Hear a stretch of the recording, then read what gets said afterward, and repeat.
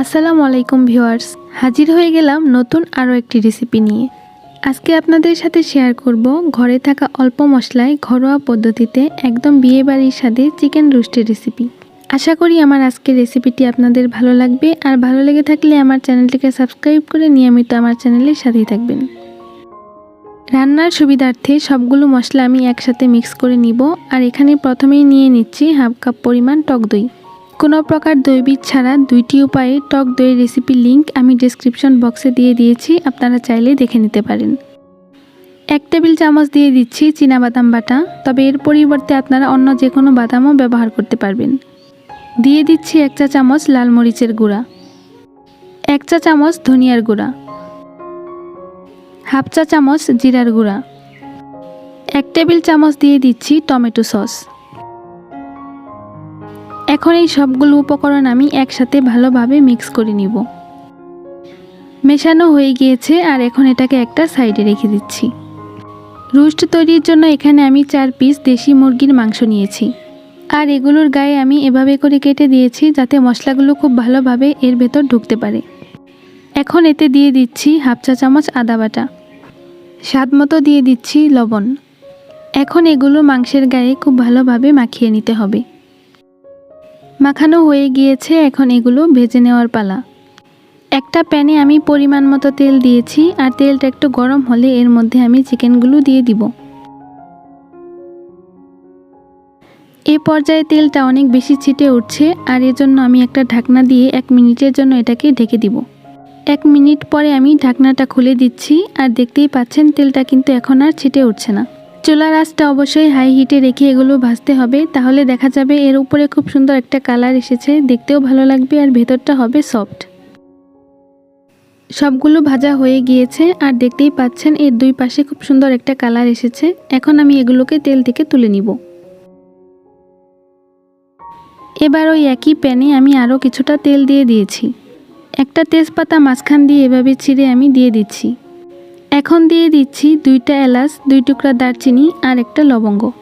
এগুলো একটু নেড়েচেড়ে ভেজে নেওয়ার পর এতে আমি দিয়ে দিব হাফ কাপ পরিমাণ পেঁয়াজ কুচি। পেঁয়াজটা একটু নরম হওয়া পর্যন্ত ভেজে নিতে হবে, তবে পেঁয়াজটা একদম ব্রাউন কালার করে ভাজতে যাবেন না, তাহলে দেখা যাবে রোস্টের কালারটাই চেঞ্জ হয়ে যাবে।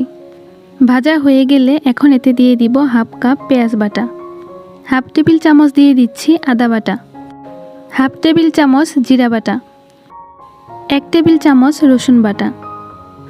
এখন সবগুলোকে একটু নেড়েচেড়ে ভেজে নিব যাতে এগুলোর মধ্যে কোনো কাঁচা গন্ধ না থাকে। এবার আগে থেকে যে মশলাটা আমি মিক্স করে রেখেছিলাম সেটা এখানে দিয়ে দিচ্ছি। একটু ভালোভাবে নেড়েচেড়ে এগুলোকে মিশিয়ে নিচ্ছি।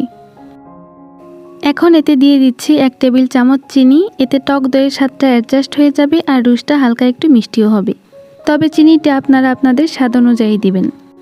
দিয়ে দিচ্ছি স্বাদ মতো লবণ। অল্প একটু পানি অ্যাড করে দিচ্ছি যাতে মশলাগুলো পুড়ে না যায়। সবগুলোকে আমি নেড়েচেড়ে ভালোভাবে মিশিয়ে নিচ্ছি, আর মশলাটা এখন কষিয়ে নিতে হবে। একটা ঢাকনা দিয়ে কিছুক্ষণের জন্য এটাকে ঢেকে দিচ্ছি।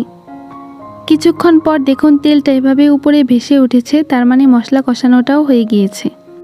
এখন এতে আমি আগে থেকে ভেজে রাখা চিকেনগুলো দিয়ে দিব। চিকেনগুলো নেড়েচেড়ে মশলার সাথে ভালোভাবে মিশিয়ে নিচ্ছি, আর এগুলোকে এখন কষিয়ে নিতে হবে। আবারও অল্প একটু পানি অ্যাড করে দিচ্ছি, না হলে এটা নিচ থেকে লেগে যেতে পারে। একটা ঢাকনা দিয়ে কিছুক্ষণের জন্য এটাকে এখন ঢেকে দিব। কিছুক্ষণ পর দেখুন মাংসটা খুব সুন্দরভাবে কষানো হয়েছে, আর তেলটাও উপরে ভেসে উঠেছে। একটু বেশি সময় ধরে আর ভালো করে মাংসটা কষানো হলে রোস্টটা খেতে কিন্তু বেশি মজার হয়। এখন এতে অ্যাড করে দিচ্ছি 1 কাপ পরিমাণ লিকুইড দুধ। এখানে আমি গরুর দুধটা ব্যবহার করেছি, তবে আপনি চাইলে গুঁড়া দুধটাও পানির সাথে মিশিয়ে ব্যবহার করতে পারেন। একটু নেড়েচেড়ে এগুলোকে মিশিয়ে নিচ্ছি, আর এখন একটা ঢাকনা দিয়ে আমি এটাকে কিছুক্ষণের জন্য ঢেকে দিব। কিছুক্ষণ পর আমি ঢাকনাটা খুলে দিচ্ছি। ঝোলটা কিন্তু এখন অনেকটাই শুকিয়ে এসেছে, আর মাংসটাও ভালোভাবে সেদ্ধ হয়েছে। এবার এতে আমি অ্যাড করে দিচ্ছি 1 মুঠো পেঁয়াজের বেরেস্তা। 5টা আস্ত কাঁচামরিচ এতে আমি দিয়ে দিচ্ছি, এতে খুব সুন্দর একটা ফ্লেভার আসবে। এখন চুলার আঁচটা একদম লোতে রেখে 5 মিনিটের জন্য এটাকে আমি ঢেকে দিব। ঠিক 5 মিনিট পর আমি ঢাকনাটা খুলে দিচ্ছি আর আমার রোস্টটা কিন্তু এখন একদম রেডি। তেলটা খুব সুন্দরভাবে ভেসে উঠেছে আর এর থেকে এখন বিয়েবাড়ির রোস্টের মতো দারুণ একটা ফ্লেভারও বের হচ্ছে। রোস্টে যদি ঝোলটা একটু বেশি রাখতে চান তাহলে আরও আগেই চুলাটা বন্ধ করে দিবেন। আর যারা ঝোলটা একটু কম রাখতে চান তারা এই পর্যায়ে চুলাটা বন্ধ করে দিবেন, কারণ চুলা থেকে নামানোর পর এটা আরও একটু ঘন হয়ে যাবে। চুলাটাকে আমি এই পর্যায়ে বন্ধ করে দিব আর এখন এটাকে পরিবেশন করে দেখাচ্ছি। তৈরি হয়ে গেল হাতের কাছে থাকা একদম অল্প উপকরণে মজাদার চিকেন রোস্ট। আমার রেসিপিটা ফলো করে যদি আপনারা এই রোস্টটা ট্রাই করেন তাহলে দেখবেন কোনো প্রকার রোস্টের মশলা বা অন্যান্য উপকরণ ছাড়াই একদম বিয়েবাড়ির সেই শাহী টেস্টটা এতে পাবেন। আর দেখবেন বাসার ছোট বড় সবাই এই রেসিপিটা অনেক বেশি পছন্দ করবে।